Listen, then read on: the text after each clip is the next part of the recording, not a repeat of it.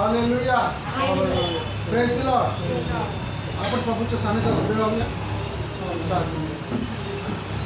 प्रभूच्या सानिध्यात.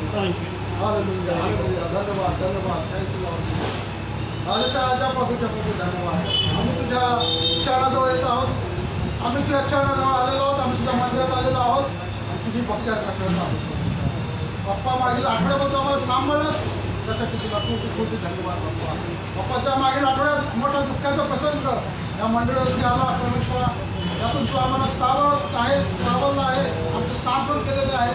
त्यासाठी तुला खूप खूप धन्यवाद बाबा. आम्ही प्रार्थना करतो परमेश्वरा, आजची भक्त्यांना तू आशीर्वादित कर बाप्पा. कारण की तुझं वचन म्हणतं तिथे दोघे आणि तिघे माझ्या नावामध्ये एकत्र जमले आहेत, त्यांच्यामध्ये मी आहे. आणि आम्ही 2-3 पेक्षा अधिक आहोत परमेश्वरा. आणि तुझी उपस्थिती आम्हामध्ये आहे. आम्ही विश्वास करतो परमेश्वरा की बाप्पा जे अधिक उपस्थित आहेत आणि जे यूट्यूबवरती हा व्हिडिओ ऐकत आहेत त्यांचं तुझ्या विषयीचं जे काही आशीर्वादाविषयीचं जे काही त्यांचं वाट आहे परमेश्वरा तो त्यांना मिळणारच आहे परमेश्वरा. हालेलुया, धन्यवाद प्रभू. आम्ही आमचा उणेपणा, दोष, अपराध, आमचे पाप, सर्व अशक्तपणा आम्ही त्या रक्ताने झाकून टाकतो परमेश्वरा. तो आमचा सांभाळ कर परमेश्वरा. आणि बाप्पाची सर्व भक्त्यांना तू आशीर्वाद कर आणि होऊ द्यायचं नावाचं गौरव. ही सर्व प्रार्थना विनंती नासो येशू ख्रिस्ताच्या गोड उपस्थित नाव केली म्हणून तो ऐकून मान्य करतो तुला. आमेन. हालेलुया. आपण एक स्तोत्र वाचूया. स्तोत्र पुस्तक 42 अध्याय आणि त्यातून 1 ते 5 वचन वाचूया. स्तोत्र 42 1 ते 5. मी म्हणतो, तुम्ही माझ्या मागं म्हणा. हरिणी जशी, माझ्या मागं म्हणा. हरिणी जशी पाण्याच्या प्रवाहासाठी लुलपते तसा हे देवा माझा जीव तुझ्यासाठी लुलपत आहे. माझा जीव देवासाठी, जिवंत देवासाठी तारेला झाला. मी केव्हा देवासमोर येऊन त्याचे दर्शन घेईन. तुझा देव कुठे आहे असे ते मला सतत म्हणतात. म्हणून अहोरात्र माझे अश्रू माझा आहार झाले आहे. लोकसमुदाय सहन करीत तेव्हा त्यांच्या मेळाव्यावर मी कसा चाले आणि आनंदोत्सव व देवस्थावर यांचा गजर चालला असता.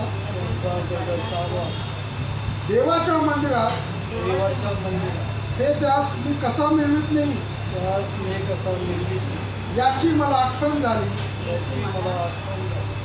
तेव्हा माझा जीव हलाक होतो.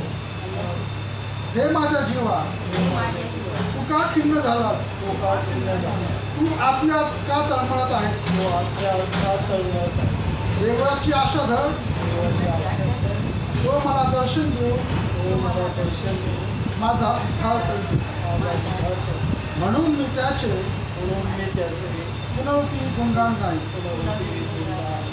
Praise Lord. वाचलेला स्तोत्र हा त्यासाठी आशीर्वाद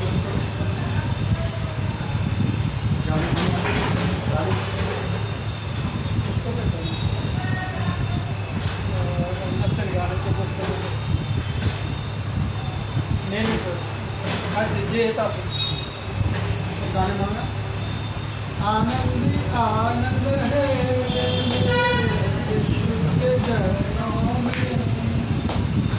आनंदी आनंद है यीशु के चरणों में. आनंदी आनंद है मेरे यीशु के चरणों में. आनंदी आनंद है मेरे यीशु के चरणों में. पाप मेरा क्षमा हुआ, शाप मेरा निकल गया यीशु के मेरा समा हुआ, शाप मेरा निकल गया यीशु के रक्त द्वारा। नया जीवन यीशु में, कृपा जीवन यीशु में, पवित्र आत्मा द्वारा। नया जीवन यीशु में, कृपा जीवन यीशु में, पवित्र आत्मा द्वारा। आनंद ही आनंद है मेरे यीशु के चरणों में। आनंद ही आनंद है मेरे यीशु के चरणों में। आनंद ही आनंद है मेरे यीशु के चरणों में। आनंद ही आनंद है मेरे यीशु के चरणों में।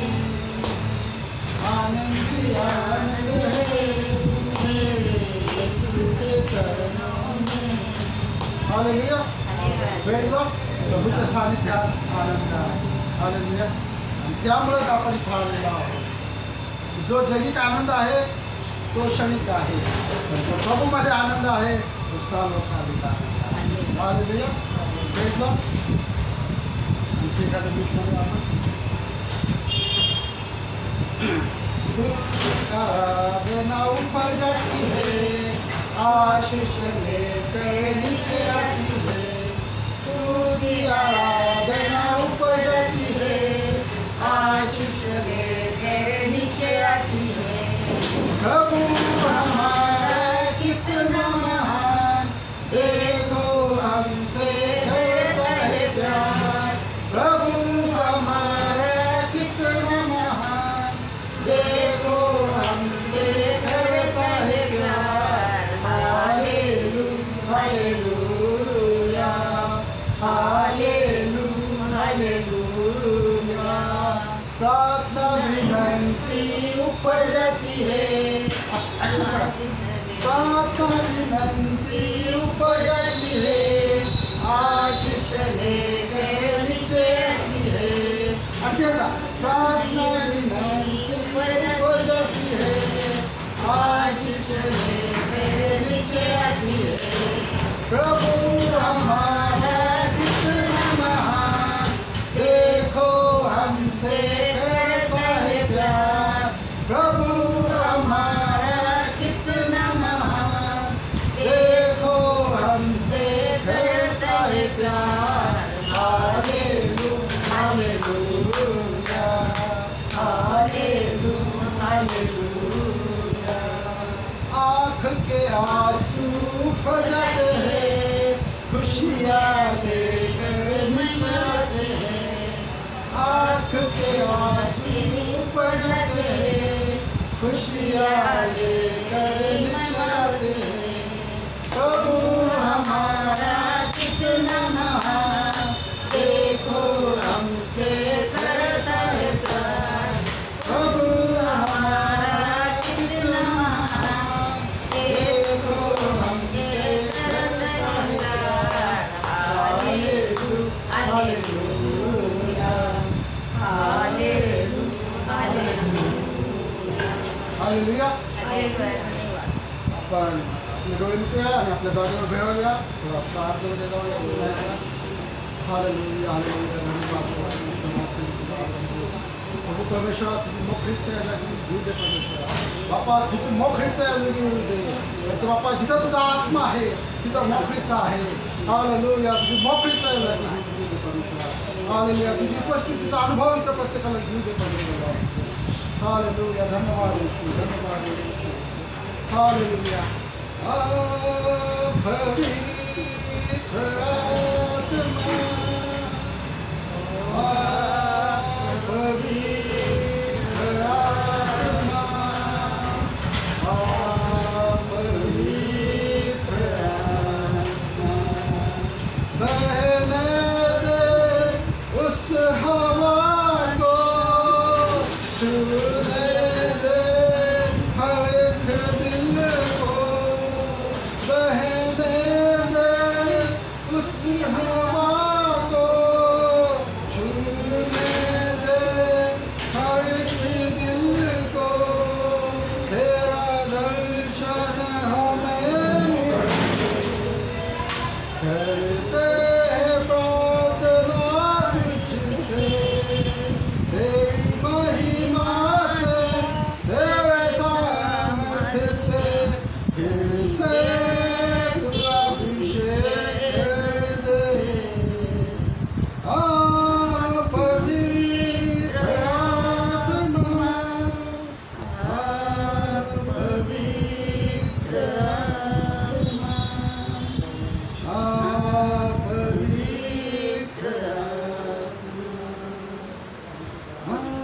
पवित्र आत्मा,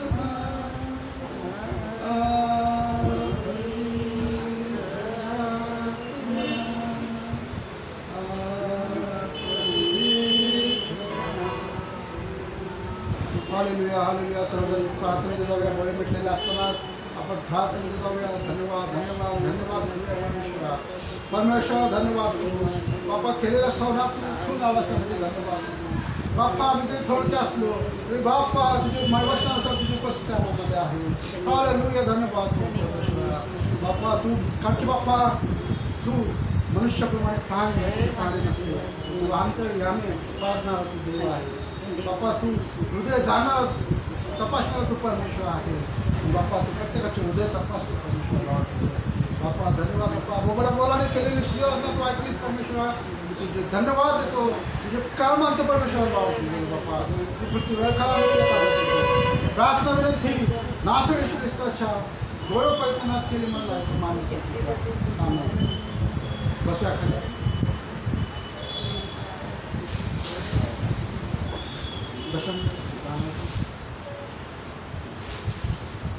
मला साक्ष सांगायचं साक्ष सांगायचं असलं सांगू शकतो. वेगळा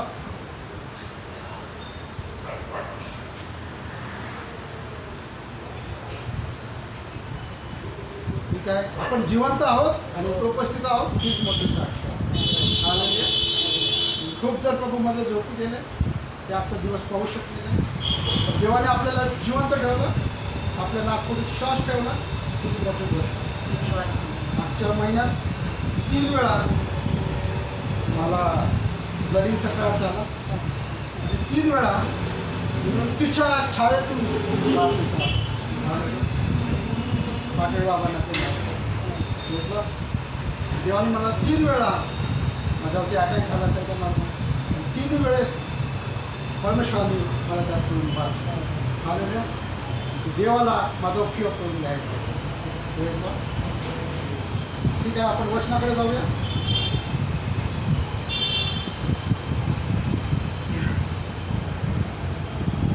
आपले बायबल उघड्या आणि वचन वाचूया.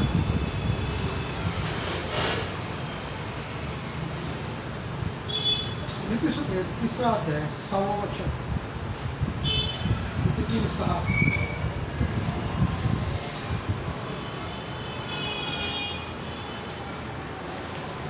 नीतिसूत्रे 3रा अध्याय 6वं वचन.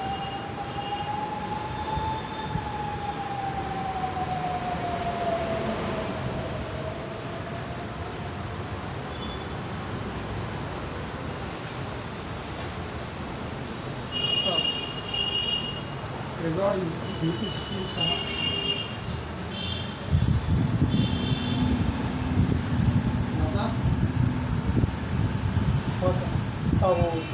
जिसको स्मरण करके सब काम करे तब वहाँ तेरे लिए तू आपल्या सर्व मार्गात त्याचा आदर कर म्हणजे तो तुझा मार्गदर्शक होईल. आणि या वचनासाठी आपण प्रार्थना करूया. वचनासाठी प्रार्थना करूया. डोळे मिटूया आणि पास्टर पाठवले आहेत वचनासाठी.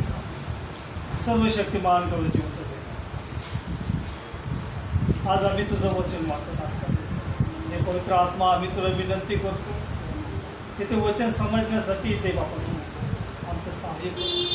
आणि हे पवित्र आत्मा तुझ्या दासाच्या द्वारे तो आमचे शिकवून आणि तो ते प्रबोधत्याद्वारे तो आपल्या पवित्र नामाचं गौरव होते अशी तुला विनंती. येशू ख्रिस्त त्याच्या गोडाने प्रेरणा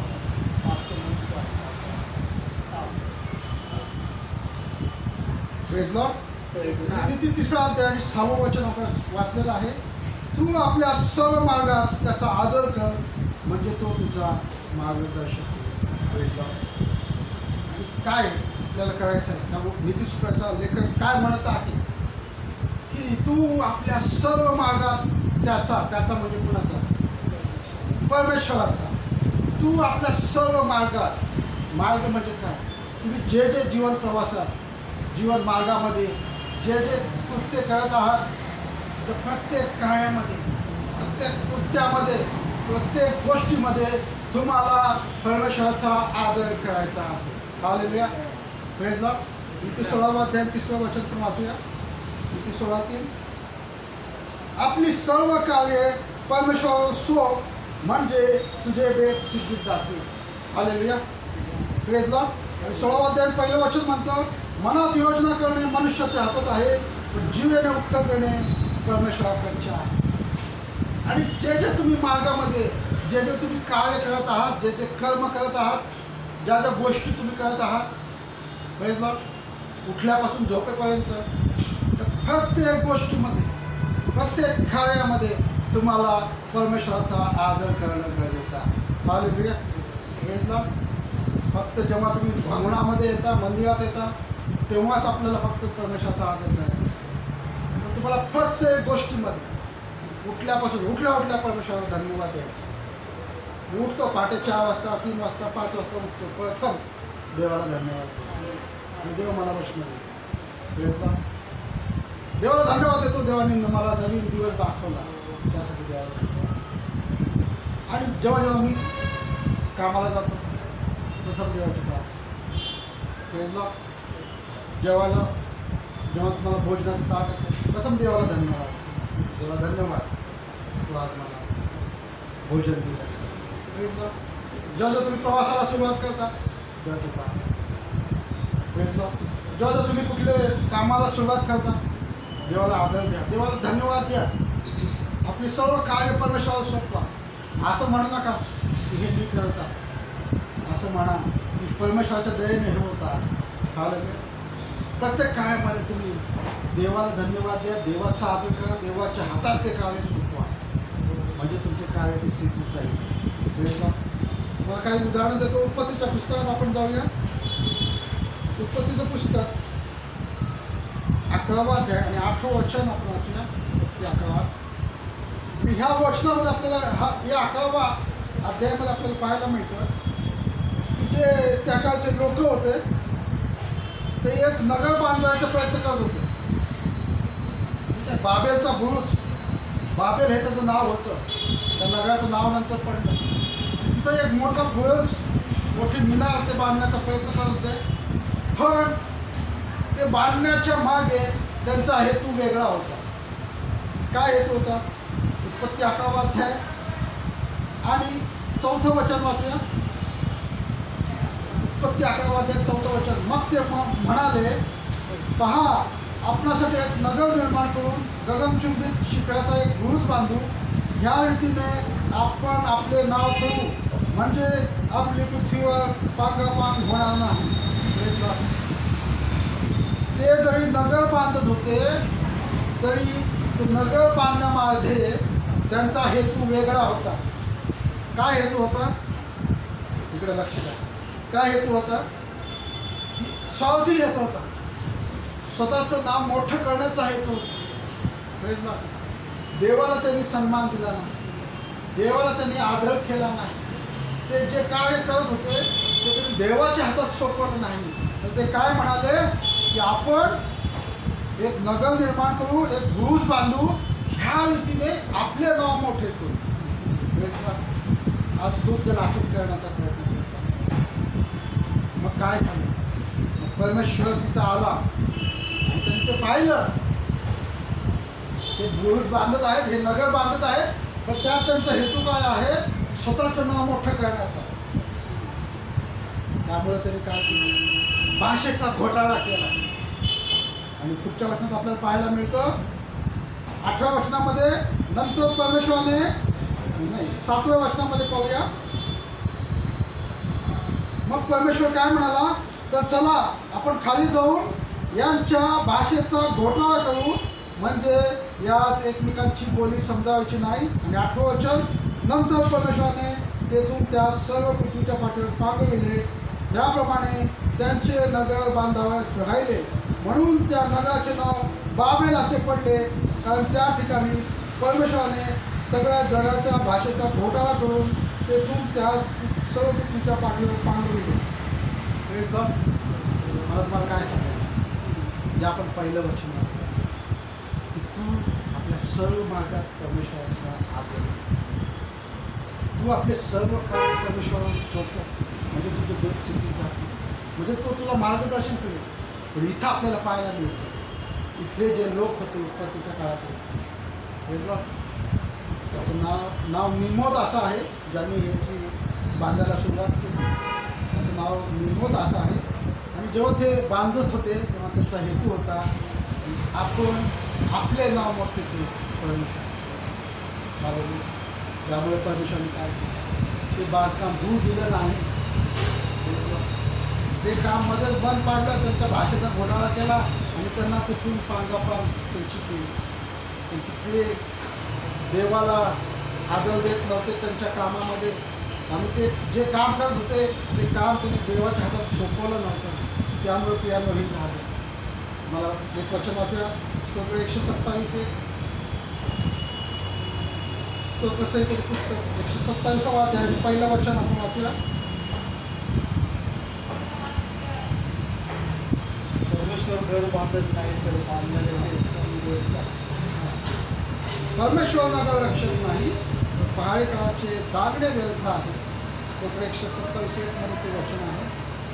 आणि पियानो मी हे तुम्हाला वचन का सांगत आहे, तुम्ही यातून बोध घ्यावा, तुम्ही तपासावं की तुम्ही तुमच्या मार्गात परमेश्वराचा आदर करत आहात का, तुम्ही तपासावं की तुम्ही तुमचे कार्य परमेश्वराच्या हाती सोपवत आहात का, तुम्ही तुमचं जीवन तपासावं, तुमचे मार्ग तपासावे, यासाठी मी वचन तुम्हाला सांगत आहे. एक वचन वाचूया, गणना याचं पुस्तक 14वा अध्याय 41 ते 42 वचन आपण वाचूया. गणना 14:41-42.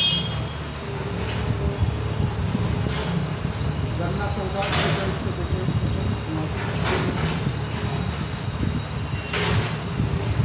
ह्यामध्ये आपल्याला पाहायला मिळतं, जेव्हा मोशेनी 12 हेर पाठवले कनान देशाची माहिती काढून घ्यायसाठी, तेव्हा ते 12 हेर वापिस आले, तेव्हा त्यात 2 हेरांनी यहोशुआ आणि कालेब यांनी पॉझिटिव्ह बातमी दिली. पण 10 हेर जे आले त्यांनी निगेटिव्ह बातमी दिली. गणना 14वा अध्याय 41 आणि 42 वचनाची वाक्य.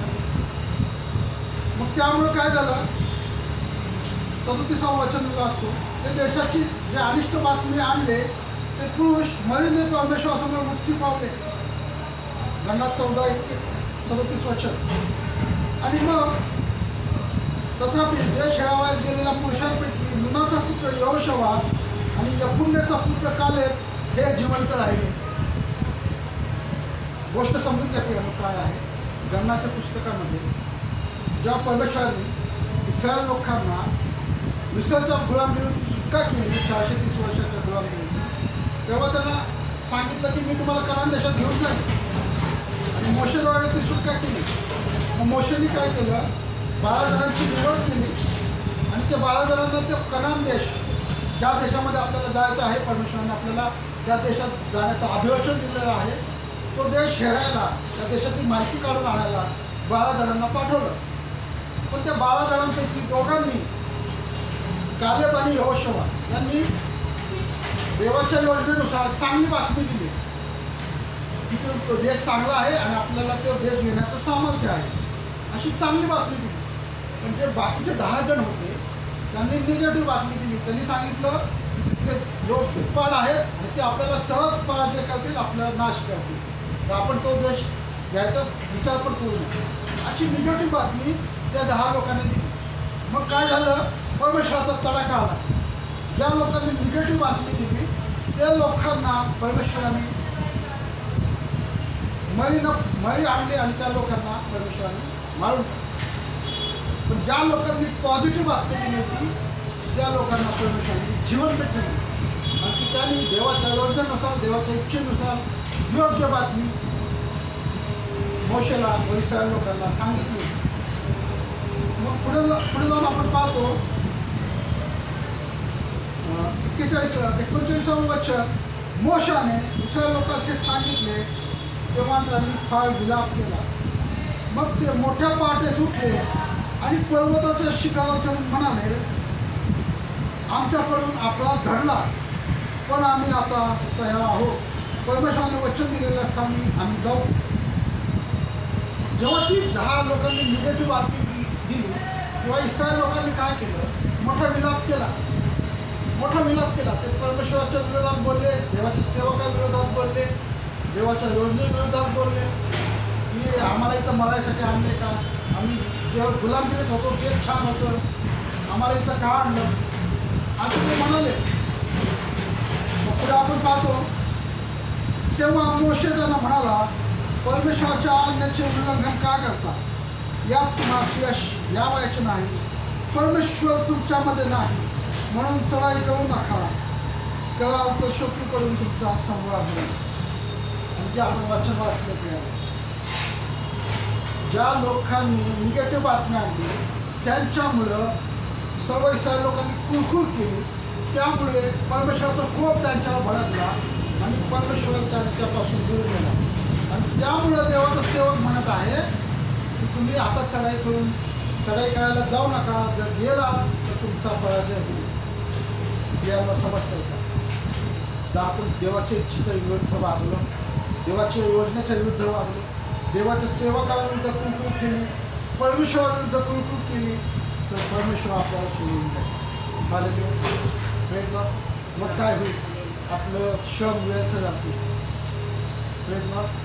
आपले घर बांधण्याचं श्रम व्यर्थ जाईल, आपले पहारेकराचे जागणे व्यर्थ होईल. आणि इथं तसं झालं की यार इस्रायल लोकांनी कुरकुर केल्यामुळं, परमेश्वराच्या आज्ञेचं पालन न केल्यामुळं, परमेश्वराच्या सेवकाविरुद्ध बोलल्यामुळं परमेश्वर त्यांना सोडून गेला. आणि पुढं आपल्याला पाहायला मिळतो की त्यांनी देवाच्या सेवकाच्या मार्गदर्शनाशिवाय ते चढाई करायला गेले आणि पराजय झाले. प्रेझला मला तुम्हाला काय सांगायचं ते, जर तुम्ही आपल्या मार्गात परमेश्वराचा आदर केला नाही, जर तुम्ही आपले कार्य परमेश्वराला सोपवलं नाही तर कदाचित तुम्ही जे काय हाती घ्याल त्यात तुम्हाला अपयश येईल. जे काही तुम्ही गोष्टी करायला घ्याल त्यात तुम्हाला अपयश येईल, त्यात तुम्हाला यशस्वी त्याचा अनुभव येणार नाही. त्यासाठी प्रथम तुम्हाला काय करणं गरजेचं आहे? तुमच्या प्रत्येक मार्गात, प्रत्येक कार्यात तुम्हाला परमेश्वराचा आदर करणं गरजेचं आहे. आणि शेवटच्या भागात आपण येत आहोत. आता परमेश्वराचा आदर करायचा म्हणजे काय करायचं सांगा? परमेश्वराचा आदर करायचा म्हणजे काय करायचं? त्यासाठी एक वचन वाचूया. पहिले शमूएल 2 अध्याय आणि 30 वचन. 1 शमूएल 2:30 वाचूया.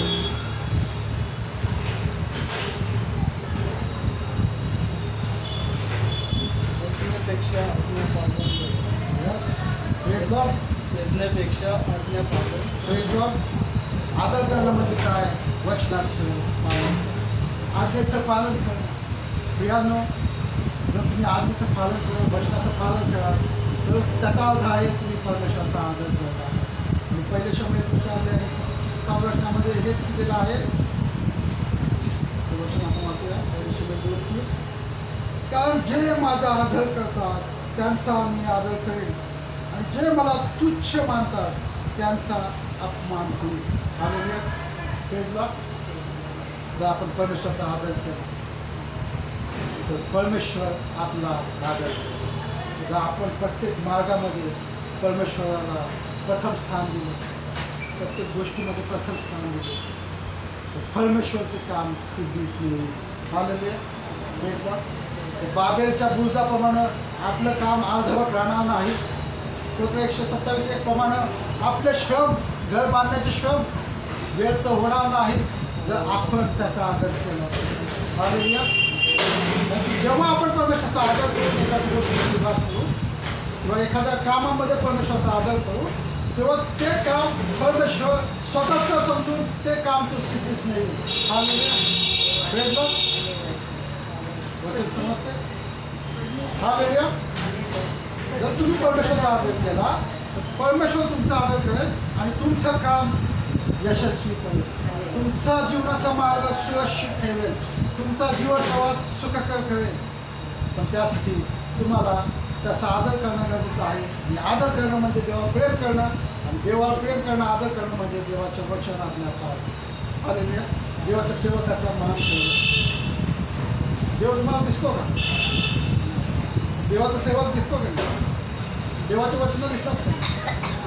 जे दिसतंय त्याचा आदर करा, त्याचं पालन करा, म्हणजे देव तुमचा आदर करेल आणि तुमचं काम यशस्वी करेल. परमेश्वर या वचनाद्वारे तुम्हाला आशीर्वाद करो. आपण आपल्या जागेवर उभे राहूया आणि प्रार्थनेमध्ये जाऊया. कानावर पण घ्या. हालेलुया.